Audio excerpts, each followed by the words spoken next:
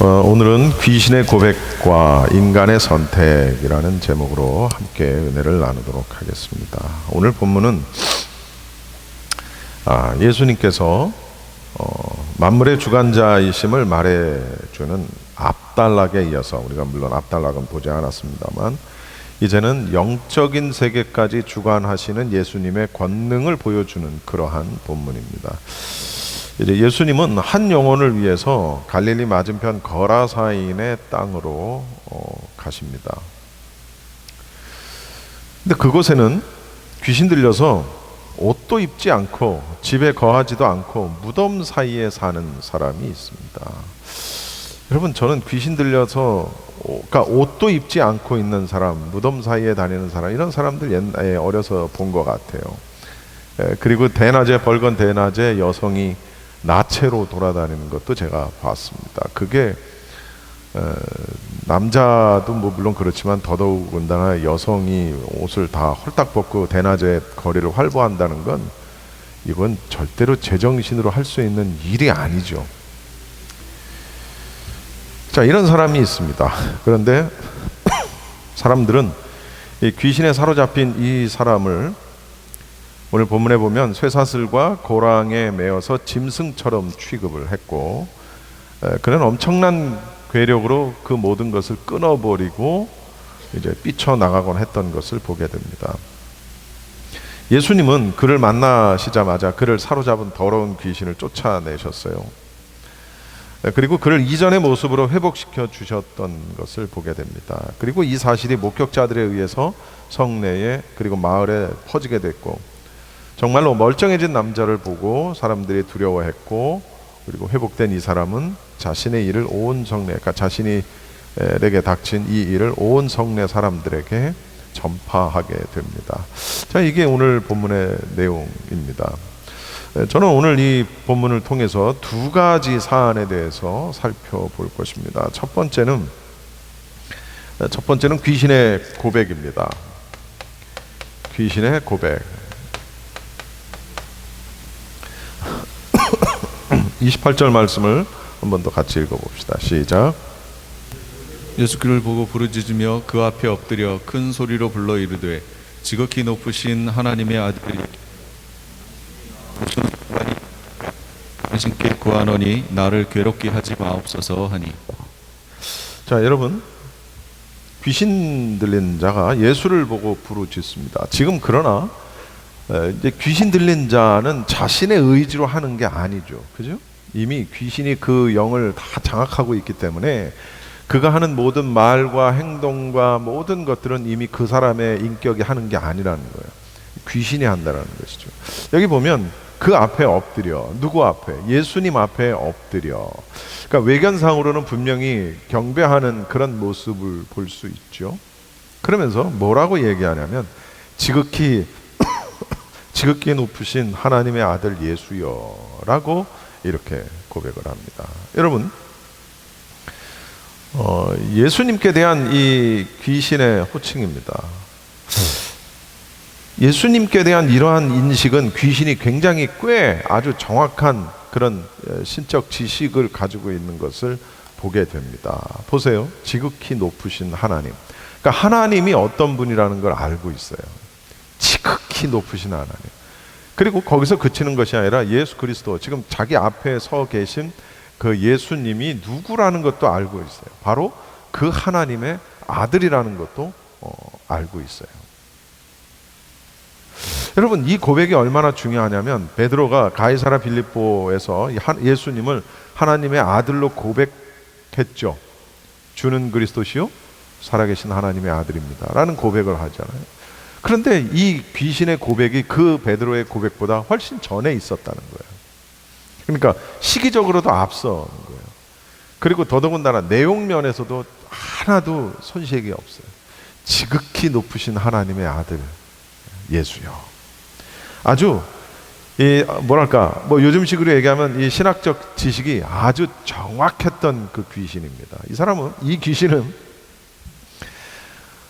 이런 걸 모든 것을 정확하게 알고 있었으나, 그러나 이러한 신학적인 지식이 신앙적일 수 있느냐라는 것이죠.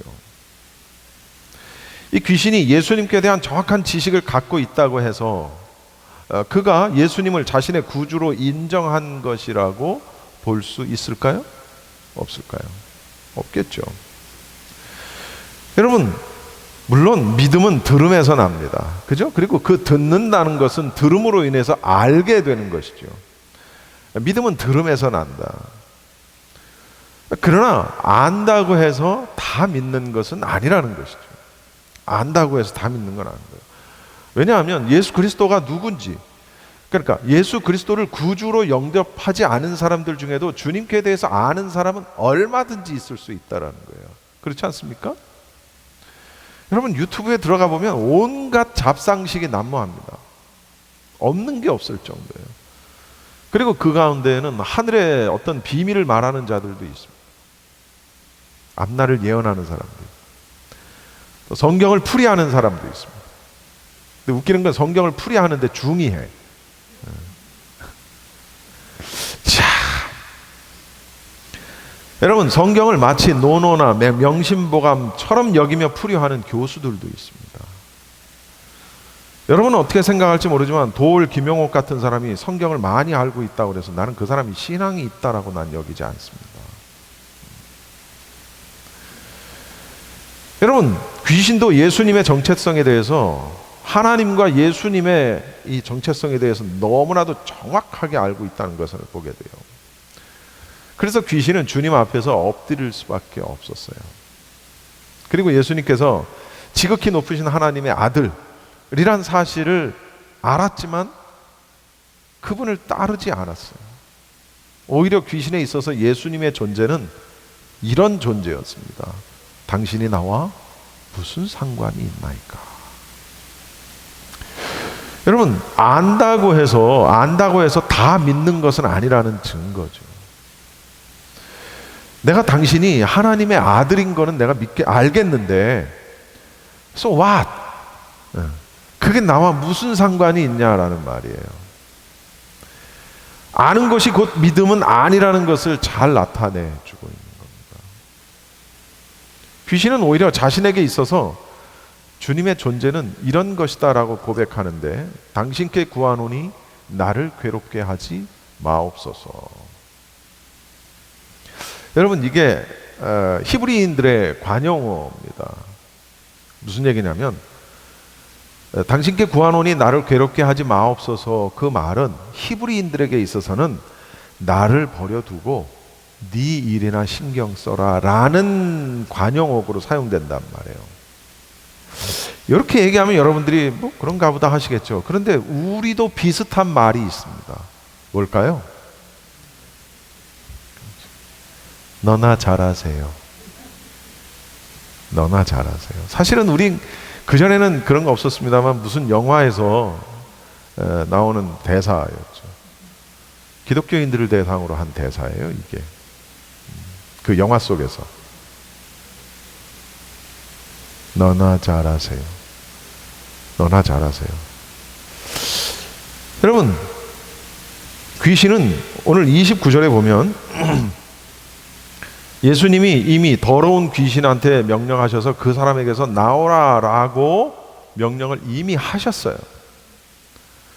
그런데 귀신은 이 명령을 이미 들었고요. 그래서 이 귀신은 예수님의 어떤 신성을 인정하는 고백을 하면서 그 앞에 엎드려 굴복을 하게 되었다는 것이죠. 귀신은 예수님께서 자기를 멸할 수 있다는 사실을 알고 있어요. 그래서 귀신은 예수님께 피차 상관하지 맙시다 라는 걸 지금 말하는 거예요. 나는 내 일을 하고 당신은 당신 일을 하시오. 내가 당신과 무슨 상관이 있나이까. 이렇듯 예수님과 귀신은 결코 공존할 수 없는 적대 관계입니다. 그렇죠? 왜냐하면 마귀는 사람들이 구원을 얻지 못하게 방해하는 일을 하죠. 그를 넘어뜨리고 그를 미혹하고 그를 쓰러지게 하고. 그러나 예수님은 뭐하러 오셨어요? 그러한 세상을 구원하시기 위해서 오셨단 말이에요. 그러니까 예수님과 귀신의 사역은 다른 거예요. 완전히 다른 거예요. 그러니까 함께 할 수 없는 거예요. 30절에 보면 예수님께서 귀신에게 네 이름이 무엇이냐라고 물으시죠. 네 이름이 무엇이냐? 귀신은 자신의 이름을 군대라고 대답합니다. 군대.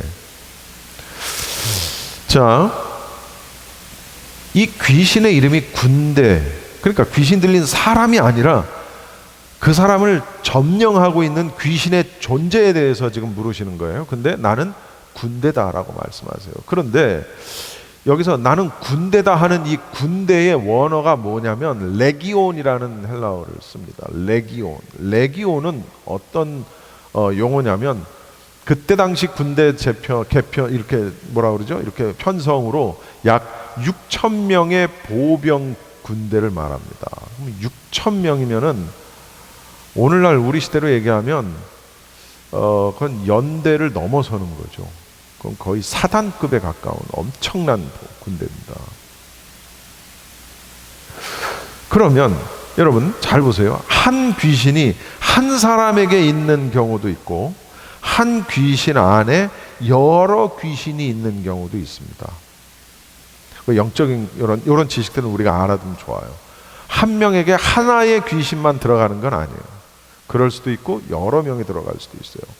오늘 사실 안 읽었습니다. 앞에 2절에 보면 막달라 마리아의 이야기가 나옵니다. 막달라 마리아가 한때 7 귀신이 들려 있었던 내용이 나옵니다. 한 명에게 7명의 귀신이 들어가 있어요. 그리고 11장에 보면 한 사람이 한 귀신에 들렸을 때보다 한 사람이 7 귀신에 들렸을 때가 훨씬 더 악화된 것을, 그런 경우가 기록되어 있는 걸 보게 됩니다. 자, 그러면 이런 걸 비추어 볼 때 6천 명에 해당하는 군대 귀신이 들어있는 그 사람의 고통이 얼마나 극심했을까요?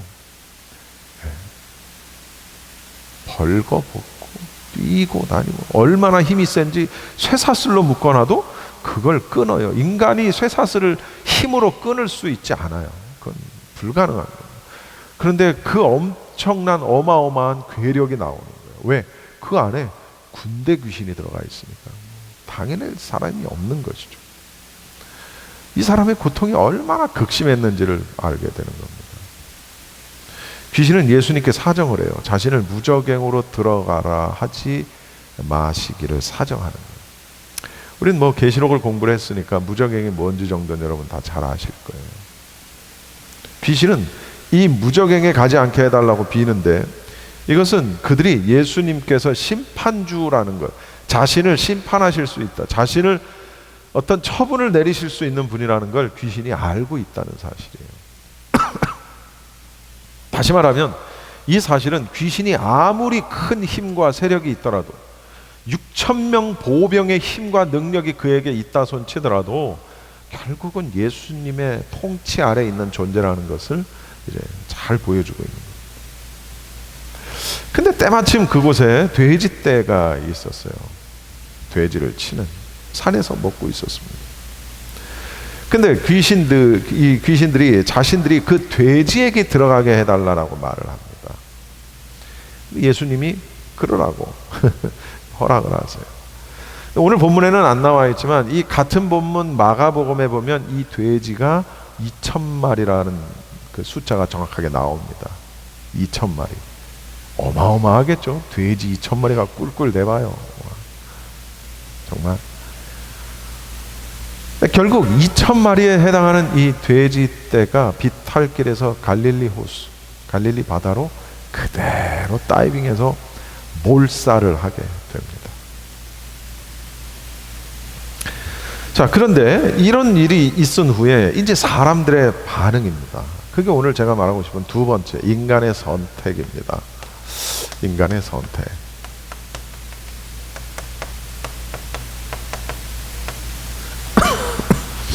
여러분, 돼지를 치던 사람들이 있었겠죠. 돼지를 치던 사람들이 이 모든 광경을 목격한 후에 얼마나 놀랐을까요? 혼비백산을 해서 도망을 쳤고요. 그대로 성내와 마을로 들어가서 이 사실을 알립니다. 사람들은 이 모든 일들을 보려고 나왔는데 귀신 들려가지고 맨날 홀딱 벗고 고래고래 소리 지르며 아주 흉측한 모습으로 돌아다니던 이 사람이 옷을 입고 있네. 옷을 입고 있고 정신이 멀쩡해져가지고 예수님 앞에 앉아 있는 것을 보게 됩니다. 그리고 이 거라사 사람들은 어떻게 해서 이 귀신 들린 자가 구원 얻게 되었는지를 보게 되는 거예요. 자, 그런데 이 모든 광경을 보고 들은 사람들의 이 선택은 뜻밖에도 예수님을 쫓아내는 거였다는 거죠. 이들의 선택은 결국은 예수님을 get out of here 쫓아내는 거예요. 37절 읽어봅시다. 시작. 거라사인의 땅 근방 모든 백성이 크게 두려워하여 예수께 떠나시기를 구하더라. 예수께서 배에 올라 돌아가실세. 여러분, 예수님의 축사, 귀신을 쫓아내는 이 이적의 소식을 돼지 치는 자들에게서 다 전해들은 이 거라사 사람들의 반응입니다. 두려웠어요. 두렵겠죠? 첫 번째, 두려워했어요. 이 두려워한다라는 것은, 여기서 말하는 두려워한다라는 것은 경외한다라는 것과는 좀 다릅니다. 제가 언젠가 설교 시간에 두려움의 본질은 경외라는 얘기를 했죠. 우리 믿는 자들이 하나님께 가져야 할 두려움은 공포가 아니라고 제가 얘기했어요. 그렇죠? 공포가 아니라 여기서 말하는 두려움은 경외, 하나님께 대한 경외. 그런데 지금 이 사람들이 느끼고 있는 두려움은 그 경외가 아니라는 거예요. 그것은 공포라는 거예요. 공포. 예수님의 능력은 봤지만 그를 믿는 것은 아니었기 때문에 그들이 느꼈던 두려움은 공포스러움이에요. 경악, 공포. 그리고 결국 그들이 선택한 것은 뭐냐? 떠나시기를 구하더라. 예수님을 떠나가세요. 이것이 그들의 요구였고 그들의 선택이었다라는 것이죠. 여러분, 이 사람들은 자신의 이웃이 귀신에게서 해방되었다라는 그런 기쁨, 그리고 이 일을 가능하게 하신 어떤 예수님에 대한 믿음보다는 무엇을 걱정했냐면 자신들의 경제적인 손실을 더 두려워했다는 겁니다. 여러분, 물욕에 사로잡힌 채 진리를 수용하지 못하는 자들의 이기적인 마음이 잘 드러나 있습니다. 만약에 이들이 이 사건을 계기로 해서 예수님을 볼 수 있는 눈이 열렸다면 그 사마리아인들처럼 남편 5을 둔 여인의 이야기 여러분 잘 아시죠? 그 사마리아 여인처럼 예수님을 초청했을 거예요. 그러나 이들은 자신들의 재산 손실에만 연연해서 예수님을 경원시했던 것이죠. 생각해 보세요. 돼지 2,000마리의 가치가 얼마일까요? 어마어마하겠죠. 지금 가치로 따져도 뭐 2마리 200마리도 아니고, 여러분 200마리도 어마어마한 건데 돼지 2,000마리가 일순간에 다 몰살해버렸어요. 자기들의 재산이 그냥 깡그리.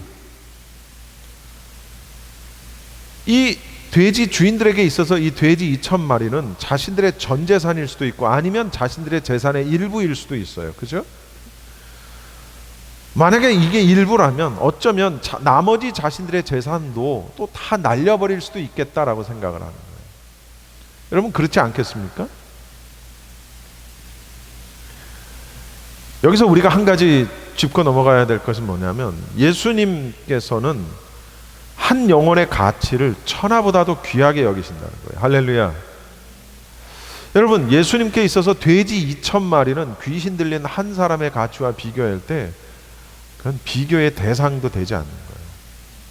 그 한 사람의 영혼의 가치가 돼지 2,000마리보다 훨씬 더 귀하다는 거예요.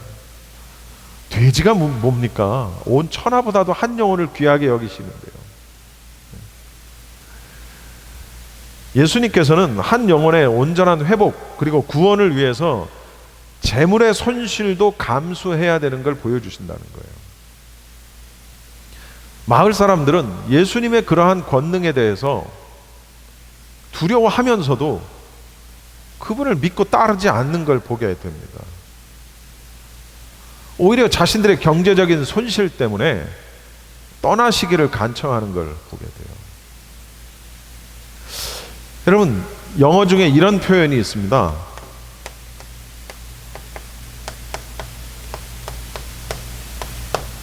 Money talks. 우리 유니스 집사님은 다 아실 거예요. Money talks. 이게 무슨 뜻입니까? 돈이 말한다. 돈이 이야기해준다. 그런 뜻이죠. 여러분, 돈을 어떻게 쓰는지를 보면 그 사람을 알 수 있다는 거예요. 이건 뭐 신앙인도 마찬가지고 목사나 성도나 이런 사람들의 어떤 돈의 사용처를 보면 그 사람의 신앙을 엿볼 수 있고, 교회를 다니지 않는 사람들의 경우에도 그 사람이 돈을 어떻게 쓰는지를 보면 그 사람을 알 수 있다라는 겁니다. 예수님과 돈 중에서 하나를 선택해야 한다. 그러면 여러분 무엇을 선택하시겠습니까? 어느 쪽을 선택하시겠어요? 당연히 예수님이라고 하시겠지. 예. 예수님이요. 그런데 정말 그럴까요, 여러분? 돈이 많으면 많을수록 그것은 쉽지 않은 선택이 될 수도 있습니다. 그래서 여러분, 부자가 천국에 들어가는 게 불가능한 건 아니지만 어렵다는 거예요. 여러분, 부자가 천국 들어가는 게 불가능하다라고 했으면, 그러면 지금 부자들은 아무리 교회 다녀도 천국 못 가는 거예요. 그러나 불가능한 건 아니지만 어렵다는 거예요.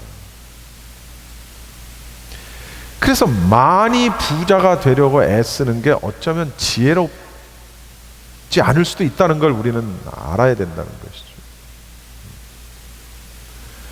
여러분, 돈의 사용처에도 분명한 우선순위가 있다는 사실을 우리가 알아야 합니다.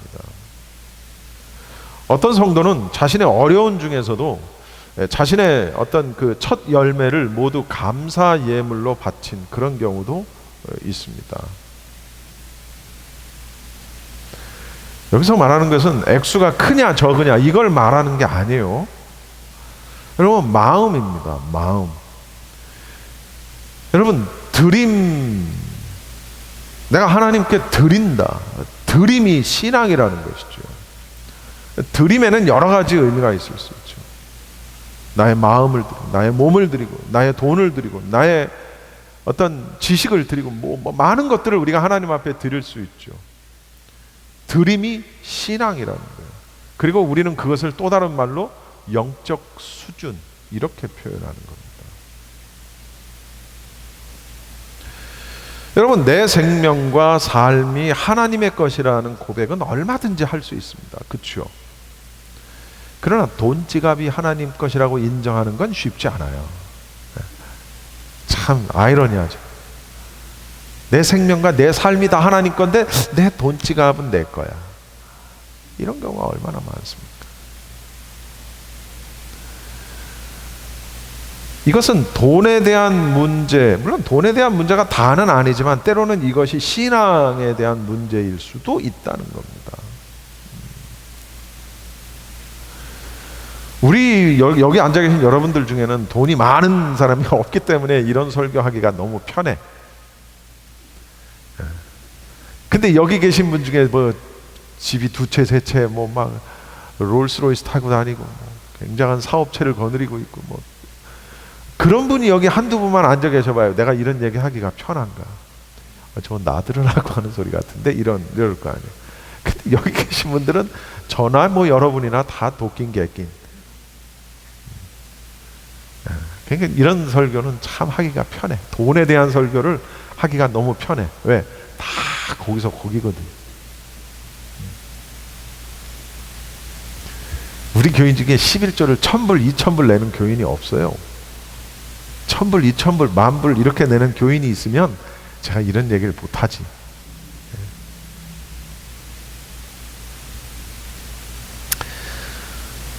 예수님께서는 거라사 사람들로부터 자신의 마을에서 떠나달라는 요청에 대해서 오늘 성경 말씀을 보면 아무런 미련도 없이 그 지방을 떠나십니다. 여러분, 예수님께서 왜 그래? 내가 뭐 잘못했어? 저 다시 한번 생각해봐. 더는 돼지 새끼들을 안 죽일게. 그러지 않으신다는 거예요. 여러분, 내가 주님을 영접하는 것, 내가 어느 순간 내가 예수님의 사인을 내가 받아들이는 것, 나에게 주시는 예수님의 말씀들을 내가 받아들이고 내가 나에게 적용하는 것, 이건 내가 하는 거예요. 내가. 예수님은, 하나님은 그것을 내가 받아들이지 않으면, 내가 그것을 이해하지 않으면 하나님 우리에게 역사하실 수 없어요. 그것은 하나님이 능력이 없으셔서가 아니에요. 물론 어느 순간 때로는 정말 사도 바울에게 하셨던 것처럼 강제적으로 그 사람의 모든 걸 다 비틀어 버리셔서 하나님께로 강제로 그 머리끄댕이를 잡아서 앉혀 놓으실 수도 있죠. 성경에 보면은 그런 경우가 있잖아요. 또 우리의 현재의 삶 속에도 그런 간증을 하는 사람들이 종종 있습니다. 그러나 그것이 우리 모두에게 적용되는 것은 아닙니다.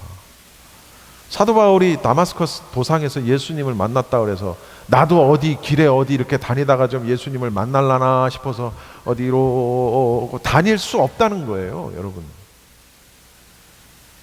여러분, 베드로가 바다를, 물 위를 예수님을 향해 걸어갔던 걸 보고 홍수가 나서 그냥 뚝이 무너져서 물이 철철철철 넘치는 그 곳에 나도 베드로처럼 해야 되겠다라고 생각을 하고 거기를 그냥 맨발로 건너가는 그런 어리석음이 우리에게 있어서는 안 된다고요. 이것은 하나님과 우리의 어떤 뭐라 그럴까요? 서로의 어떤 사인이 있는 거예요. 예수님께서 베드로야 이리 걸어오라. 베드로가 예수님의 그 말씀을 듣고 전적으로 예수님만을 바라보고 걸어갈 땐 건너갈 수 있었으나 어느 순간에 철렁철렁거리는 그 무서운 파도나 이런 것에 내 한눈을 팔았을 때 그냥 그대로 빠지고 마는. 그러니까 이게 굉장히 유기적인 것이죠. 유기적이라는 것은 어느 한쪽의 일방적인 것이 아니라는 겁니다. 그러니까 우리 신앙도 그렇다라는 것이죠. 떠나달라? 그럼 떠날 수밖에 없는 거예요. 여러분, 예수님이 어려서부터 잘하셨던 나사렛에 있는 사람들은 예수님을 저 목수 아들 아니야? 요셉 아들 아니야? 예수님은 미련 없이 떠나시는 거예요. 미련 없이. 자신의 마을에서 떠나달라는 요청에 아무런 미련도 없이 그 지방을 떠나셨다는 거죠. 이 거라사 사람들은 자신의 어떤 재산 손실을 우려한 나머지 하나님의 은혜를 받을 마음의 준비가 되어 있지 않다라는 겁니다. 가난한 자가 천국을 소유한다는 그 진리. 마음도 가난하고 그래서 우리가 있는 돈을 일부러 버릴 이유는 없으나 그러나 그 어떤 원칙을 우리가 알고 있어야 된다는 것이죠. 마음이 가난한 자가 천국을 소유한다. 여러분,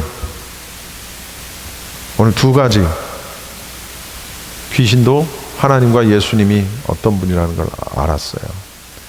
아는 건 중요하지 않아요.